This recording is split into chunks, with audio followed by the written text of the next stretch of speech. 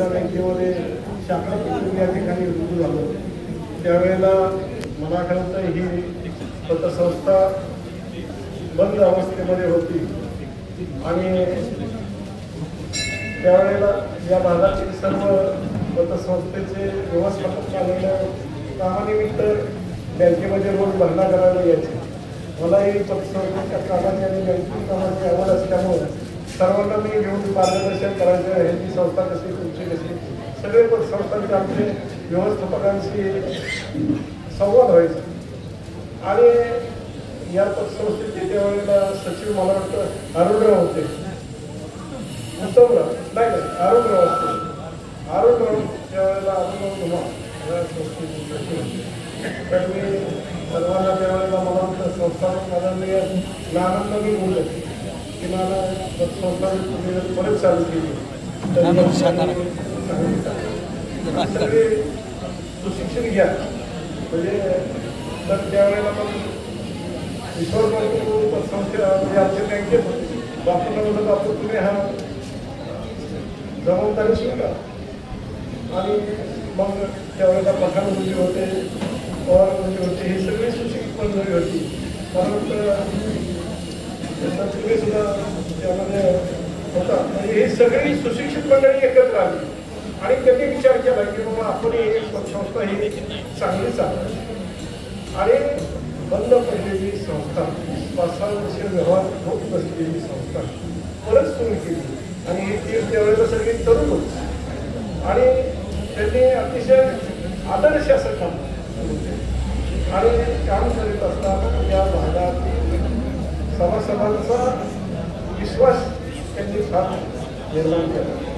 त्यांना बँकिंग क्षेत्रामध्ये माहिती होती, सर्व सुशिक्षित होते, अभ्यास होते, दर महिन्याला त्यांची मीटिंग होते आणि अशा प्रकारे त्यावेळेच्या दुष्काळी भागामध्ये यांनी एक चांगलं पाऊल उचललं आणि आज 32व्या वार्षिक सर्वसाधारण सभेमध्ये मला ज्यावेळेला समजलं की या संस्थेच्या 85 कोटीच्या ठेवी आणि 7 कोटी जवळजवळ कर्ज वाटत आणि जवळजवळ 145 म्हणजे 150 कोटीचा टप्पा आता ही संस्था पार करत आहे. तर पतसंस्थेच्या या चळवळीमध्ये जर आपण बघितलं तर बरेच पतसंस्था या ग्रामीण भागामध्ये किंवा महाराष्ट्रामध्ये अडचणीत आहेत. त्यामुळं ठेवीदारांचा विश्वास संपादन करणं एवढी सोपी गोष्ट आहे. परंतु या विजय पतसंस्थेच्या सर्व संचालकांनी अतिशय चांगल्या पद्धतीने कामकाज केलं. या पतसंस्थेचे संस्थापक आदरणीय नाना हे सुद्धा या सर्व संचालक मंडळाला अतिशय मार्गदर्शन करत असतात आणि हे सगळं संचालक मंडळ नानांच्या नेतृत्वाखाली अतिशय निस्वार्थीपणे असं हे संचालक मंडळ काम करीत असतं.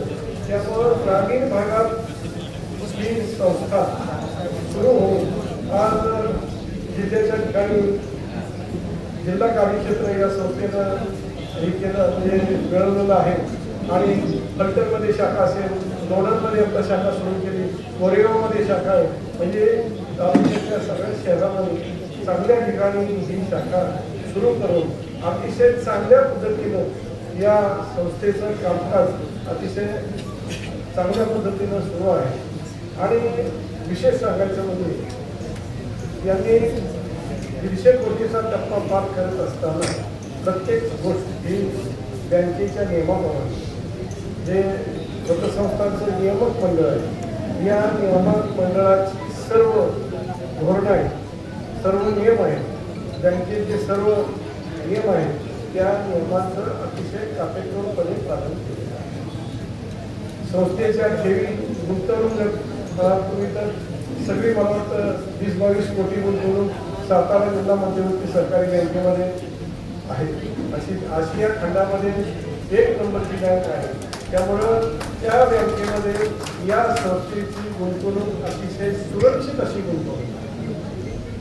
तसंच कर्ज वाटप करताना कर्जदार जवळचा माणसा कधीही विचार करत नाही त्याची परतफेड क्षमता कशी, त्याची बाजारातील पत कशी आणि तो तारण काय घेऊ शकतो या बाबीचा विचार करून हे संचालक मंडळ अभ्यासपूर्ण कर्ज वाटप करीत असतं. त्यामुळं या काळात सुद्धा संस्थेची वसुली अतिशय चांगल्या पद्धतीने आहे आणि विशेष म्हणजे सगळ्या तरतुदी आहेत. NPAच्या सगळ्या तरतुदी जवळजवळ पूर्ण केलेल्या आहेत. त्याचप्रमाणे नियमाप्रमाणे CD रेशो जो 80% आत लागतो तो मला वाटतं तुमचा 68 आहे नाही, 63 अतिशय चांगला CD रेशो आहे. आणि बँकेचे किंवा नियामक मंडळाचे सगळे नियम त्यांनी अतिशय चांगल्या पद्धतीनं चालू केलेले आहे. संचालक मंडळ अभ्यासू आहे. प्रशिक्षण संचालक मंडळ घेत असतात असं नाही करणार, पण एक अतिशय चांगल्या प्रकारचं प्रशिक्षण देत असतं. सेवक वर्ग सुद्धा अतिशय अभ्यासू असा सेवक वर्ग आहे आणि त्यांना सुद्धा चांगलं प्रशिक्षण दिलं जातं. बापूंनी मला सांगितलं आमच्याकडे महिला जी असते, परंतु आता आपण ज्यावेळेला बक्षीसं दिली त्यावेळेला महिलांची संख्या जास्त होती. आता तुमची जरी महिलांची संख्या असली तरी चेअरमन असं काय म्हणलं पाहिजे की साहेब आमच्याकडे महिला जास्त आहेत त्यामुळे जरा अडचण येते. अडचण त्या ठिकाणी आम्ही काम करतो असं एकदा चेअरमनला तुम्ही सांगत जा, किंवा वसुली असेल किंवा मार्केटिंग असेल जिथं महिला आहे त्या शाखा पुढं आल्या पाहिजे. म्हणजे संचालक मंडळाला असं वाटलं पाहिजे की पुरुषापेक्षा जर महिलांना यामध्ये संधी दिली तर शाखा चांगल्या ठिकाणी म्हणजे शाखेमध्ये वाढ चांगली होती. आणि खरंच आहे तुमचं जे सेवक वर्ग आहे ते अतिशय प्रशिक्षित असे सेवक वर्ग आहे आणि बँकेच्या सर्व अटी शर्ती पूर्ण करून अतिशय चांगल्या प्रकारचा ताळेबंद या 32व्या वार्षिक सर्वसाधारण सभेमध्ये आपण या ठिकाणी ठेवला आणि सभासदांचा विश्वास संपादन केला. त्याबद्दल मी माझ्या वतीनं सर्व संचालक मंडळाचे खूप खूप असे आभार व्यक्त करतो. आणि आता तुम्ही नवीन जागेमध्ये जाता तर काम लवकर सुरू करा आणि पुढची वार्षिक सर्वसाधारण सभा ही नवीन इमारतीमध्ये होईल अशा प्रकारचं तुम्ही नियोजन करा आणि या ग्रामीण भागामध्ये अतिशय आर्थिक शिस्तीचं पालन करून चांगली काम करणारी पतसंस्था म्हणून विजय पतसंस्था ही नावात तपाला आलेली आहे. या संस्थेत सर्वांना मी या ठिकाणी शुभेच्छा देतो आणि सर्व सभासदांनी सगळे विषय हे एकमताने मंजूर केले त्याबद्दल तुमचं सगळ्यांचं खूप खूप अभिनंदन करतो, कौतुक करतो. या 32व्या वार्षिक सर्वसाधारणामध्ये सन्माननीय सभासद बंधू भगिनी आपल्या पतसंस्थेच्या 32व्या वार्षिक सर्व सभेस आपण सर्व सभासद उपस्थित राहिल्याने मी आपणा सर्वांचं मनपूर्वक हार्दिक स्वागत करतो. तसेच प्रत्येक आपल्या 13 शाखेमधून असणाऱ्या कार्यक्षेत्रातील गावामधून जे ठेवीदार, कर्जदार, सभासद, सल्लागार असेल ते इथं उपस्थित राहिल्याबद्दल मी त्यांचे स्वागत करतो. आपल्या पतसंस्थेच्या अहवालात एकूण वसूल भाग मंडळामध्ये 33 लाखांनी वाढ केली असून ही वाढ 10% आहे. सहकार खात्याच्या नियमाप्रमाणे 5% लागते, पण आपण 5% जादा केलेली आहे व आता आपले 3,76,00,000 आपले भागभांडवल आहे. हे भागभांडवल आता आपले 4 कोटीची मंजुरी आहे, परंतु या आताच्या मीटिंगमध्ये आपण 5 कोटीचे भागभांडवल निर्माण व्हावं म्हणून आपण आता ठराव घेतलेला आहे. त्यासाठी प्रत्येक सभासदांनी इथून पुढे तुम्हाला आपला डिव्हिडंड हा मुदत ठेवीच्या व्याजदराप्रमाणे मिळण्याची व्यवस्था आम्ही संचालक मंडळ करणार आहे. त्यासाठी कुणीही शेअर्स परत मागण्याची माग येईल. काय होते, काय कर्ज संपलं गेलं की त्याचा अर्ज येतो, आम्हाला आमचं शेअर्स मागायला द्या. परंतु तुम्ही ते संस्थेने तुमच्या वेळेला गरज केली, त्या वेळेची गरज साधून तुम्ही संस्थेचा डिव्हिडंड तुम्हाला तेवढा ठेवी एवढा मिळाला, ठेवीची व्याजदर मिळून बस का नाही. त्यांनी आपले 5% उद्दिष्ट पुढच्या वार्षिक मीटिंगमध्ये पूर्ण करण्याची जबाबदारी सर्व सभासदावर आणि सर्वांच्यावर आहे ह्याची मी खात्री देतो. कुणी सुद्धा इथून पुढे आणि शाखा प्रमुख सुद्धा इथून पुढे कुणी सभासद शेअर मागणीचा परत अर्ज एक सुद्धा आणू नका अशी माझी तुम्हाला सर्वांना विनंती आहे. एवढं मी सांगतो. दुसरी गोष्ट 31/3/26 अखेर आपला निधी जो आहे तो आपला 7 कोटीचा आहे. ज्या संस्थेचा स्वनिधी मर्यादित आहे त्या संस्थेमध्ये कुठल्याही गोष्टीला भेटण्याची गरज नसते. आपला 7 कोटी ठेवून आहे. 31/26 अखेर आपल्या ठेवी 79,76,00,000 म्हणजे 80 कोटी झाल्यात आणि 30/6 आताच्या कालच्या काळपर्यंत आपल्या ह्या ठेवी 85 कोटीपर्यंत गेलेला आहे.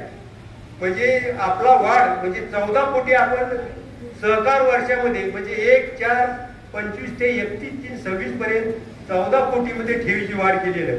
ही ठेवीची वाढ आपल्या सर्व सभासदांच्या सर्वांच्या सहकार्याने झालेली आहे आणि त्यामुळं मी जे ठेवीदार आहेत त्यांचे प्रथम मी स्वागत करतो, आभार मानतो. तसंच आपण आपल्या ठेवीत म्हणणार आम्ही ठेवतो तर आमच्या ठेवी परत मिळतील तुमच्याकडे खात्री काय आहे? तर बघायचे सांगितले देवेंद्र साहेबांनी आशिया खंडामध्ये 6 वेळा राष्ट्रीय पारितोषिक मिळवले सातारा जिल्हा मध्यवर्ती बँक. ह्या बँकेशिवाय आपण कुठेही ठेवी शिकत नाही. सगळ्या बाकी आमच्याकडे आयसीआयसी बँक येते, IDBI बँक येते, सगळ्या बँकेचे इथं आमच्याकडे ठेवून जाते. आता आम्ही तुम्हाला हे शिव देतो ते शिव देतो, परंतु आम्ही आपल्या ग्रामीण भागातील सातारा जिल्हा मध्यवर्ती बँकेमध्ये 31/3 अखेर 26 कोटी आणि आज म्हणजे आज 8 तारखे अखेर म्हणजे 7 कालच्या 7 तारखेपर्यंत 32 कोटीचे आपण सातारा जिल्हा मध्यवर्ती सहकारी बँकेमध्ये मुदत ठेवीमध्ये आपण ठेवले आहे. त्यामुळं कुठल्याही कर्जदाराने आपल्या ठेवीदारानं काळजी करायची नाही. माझं एकच स्वप्न आहे, सर्व कर्ज ठेवीदार हे आनंदी राहावेत. म्हणजे त्यांना ठेवीबद्दल कुठली काळजी करण्याची गरज नाही. त्याची तरतूद मी आधी करतो. नफा कमवणे हा संस्थेचा उद्देश नाही. नफा कमी झाले तरी चालेल, परंतु ठेवीदार आमचा सुरक्षित राहायला पाहिजे ह्याची काळजी आम्ही आणि आमचे संचालक मंडळ घेत असतो. त्यामुळे ठेवीदारानं माझे पैसे कसं काय व्हायचं त्याची काळजी करू नका आणि त्या दृष्टीनं आपली ही चाललेली आहे. तसंच आपल्या पतसंस्थेचे 31/26 55 कोटीचं कर्ज वाटप झालेलं आहे. त्यापैकी आपण 80% कर्ज वाटप हे जमीन मॉर्गेज कर्ज वाटप करतात. 10% कर्ज वाटप आपण लोकमंगल ठेवीवर करतात. ज्यांची लोकमंगल ठेवी व्यवस्थित आहे त्यांना देतात आणि 10% कर्ज वाटप सोने तारण इतर कर्जात ठेवतात. म्हणजे आपलं कर्ज वाटप सुरक्षित आहे. जरी समजा जमीन मॉर्गेज आहे म्हणजे आज न उद्या पैसे तुम्हाला आपल्या संस्थेला मिळणारच आहे, त्या दृष्टीनं हे केलेलं आहे. कर्ज वसुलीबाबत आम्ही कर्जदारांचे 3 हप्ते थकले की लगेच त्यांच्यावर एक्सेप्ट करतो. त्याची मागणी करतो. आधी त्यांच्या घरी 10 हेल्पाड घालतो. कारण काय त्या कर्जदाराला सांगतोय पैसे आमचे नाहीत, हे पैसे ठेवीदारच आहेत. तुम्ही तुमचं दिलेलं कर्ज हे तर आम्हाला वेळेत मिळवायचे, तुमच्या कामासाठी मी कर्ज दिलंय आणि त्यासाठी सुद्धा तुम्ही ज्यांना सहकार्य करता येईल त्यांनी करावं. आणि इथून पुढे आता नवीन नेम निघालेला आहे. कर्जदाराला जो जामीनदार असतो तो जामीनदार सुद्धा हा कर्जदारच असतो. त्याची सर्वांना जाणीव असावी. कारण काय कर्जदार नाही म्हटलं तर आम्ही जामीनदार एक्सेप्ट करतो, पण जामीनदार बोलतो मग त्याचा आधी करून घ्या. पण आम्ही आता सहकार खात्याचा नियम आहे की जामीनदार हा सुद्धा कर्जदारच असतो. त्या दृष्टीनं सर्व जामीनदारांना आपण ज्याला कर्जदाराला जामीन झालोय त्या जामीनदाराची पूर्तता करण्याचं काम त्या जामीनदारात असतं. आणि गोटे साहेब म्हणले आम्ही प्रत्येक महिन्याची 31 तारखेनंतर 4-5 तारखेला सर्व शाखा प्रमुखांची मिटिंग घेतली जाते. त्यांना वर्षाचं उद्दिष्ट ठरवून दिलं असतं आणि त्या उद्दिष्टाप्रमाणे प्रत्येक महिन्याचं उद्दिष्ट ठरवून दिलेलं आहे आम्ही. त्यांनी ह्या महिन्यात एवढ्या ठेवी गोळा करायचे, एवढं कर वाटवायचं, एवढं बाकीचे खाती वाढवायची असं दिलं असतं आणि त्याचा सगळा आढावा आम्ही प्रत्येक महिन्याच्या 5 किंवा 6 तारखेला घेतो. त्यामुळं गोटे साहेब तुम्ही मागाशी म्हणला की सेवकांना मी पाहिजे, परंतु ते आजपासून नाही, आज आम्ही 5-7 वर्ष झालं हे आमचं काम चालू आहे.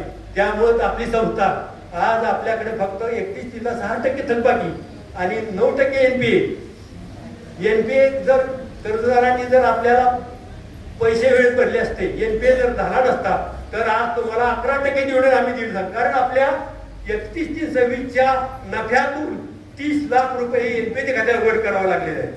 त्यामुळं महत्वाचा मुद्दा कर्जदार हा चांगला शिवतो आम्ही आणि कर्जदारावर सुद्धा संचालकाची शिफारस घेतो आम्ही.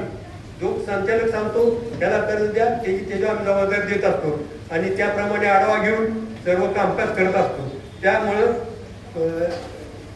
पुढच्या वर्षीपासून तर आम्ही तुम्हाला 10% मिळणार. दुसरी महत्वाची गोष्ट आहे, सहकार खाते आणि निबंधक यांनी गेल्या वर्षीपासून 10% NPA वाढवलाय. म्हणजे 5 रुपये जर NPA ला तरतूद करायची असली तर 10 रुपये तरी तरतूद करायला लागली.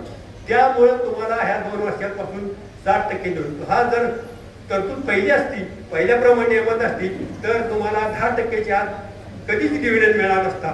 आणि तरी पण आता आमचे काही प्रकरण वसुलीच्या मार्गावर आहेत आणि साधारण ते डिसेंबर जानेवारीपर्यंत वसूल होतील. काही जमिनींची आम्ही संस्थेची नावं करून घेतली आहेत, त्या विक्रीचा आम्ही व्यवसाय चालू म्हणजे विकणार आणि ते NPAची रक्कम जी साठली ती पूर्ण करणार आणि तुम्हाला आज खात्री देतो पुढील वर्षी तुम्हाला 10%च्या पुढे डिव्हिडंड मिळेल याची मी आज खात्री देतो. आणि तुम्ही सर्वांनी आपलं 31-57 टार्गेट 100 कोटी ठेवी उद्दिष्ट पार करण्याचं हे तो आपल्या सर्वांच्या सहकार्याने आम्ही करणार आहे. काय आम्ही संचालक मंडळाने 100 कोटी करणार नाही, सर्व सभासदांच्या सहकार्याने संचालक मंडळाच्या ह्याने करणार आहे आणि ती 100% होणारच आहे. आणि तुम्हाला पुढल्या वर्षी 10% देऊन देण्याची मी आज हमी देतो. आणि सर्व खातेदारांनी यांनी आपल्या विजय ग्रामीण पतसंस्थेच्या आपल्या शाखेत आपली सेवा ऑनलाईन आहे. तुम्हाला ARTGS NEFT कोर बँकिंग सगळं चालू आहे. आज तुम्ही कोरेगावला गेला तरी आधार कितले पैसे तुम्ही काढू शकता, फलटणला गेला तरी कोरेगावचे पैसे काढू शकता, NEFT करू शकता. त्यामुळे तुम्हाला आपल्या सगळ्या सोयी उपलब्ध अशा आपण केलेल्या आहेत. त्यामुळं तुमची बँकिंग प्रमाणे आपण कुठल्या गोष्टीला कमी पडत नाही. आणि सेवा देताना आमचे कर्मचारी सुद्धा अगदी आपुलकीने आपली सेवा करत असतात. त्याबद्दल मी सर्व सेवकांचं मी प्रथमतः आभार मानतो, कारण त्यांची सेवेमध्ये काही पडत नाही. परंतु काही कर्जदार असतात 10 वेळा गेलं तरी कर्ज भरत नाही. मग शेवटी आम्हाला आमच्या जरा थोडंफार होतं, त्याला येणार नसतो. पण ते जबाबदारी आम्ही 12 हप्ते की त्याची लगेच एक्सेप्ट करतो. 1-1.5 वर्षात त्याचा निलाव काढतो. त्यामुळं ठेवीदारांना आपलं पैसे, कर्जदारांना आपलं पैसे अगदी आले का नाही तुमच्या कुठं आले की भरून वेळची वेळ करत जा. आणि ही जर पैसे हे NPA जर 0% झाला, थकबाकी 0% झाला तर ज्ञानेश्वर पेठेची विजय बँक हे शब्द ज्ञानेश्वरचा आला असेल, पण 10 वर्षापूर्वी माझं शब्द नियोजन आहे. परंतु ज्या दिवशी 100% थकबाकी पूर्ण होईल त्या दिवशी विजय बँकेचा प्रस्ताव हा आम्ही तुमच्या मार्फत देणार आहे, एवढं लक्षात ठेवा. एवढं सांगतो आणि हा करतो.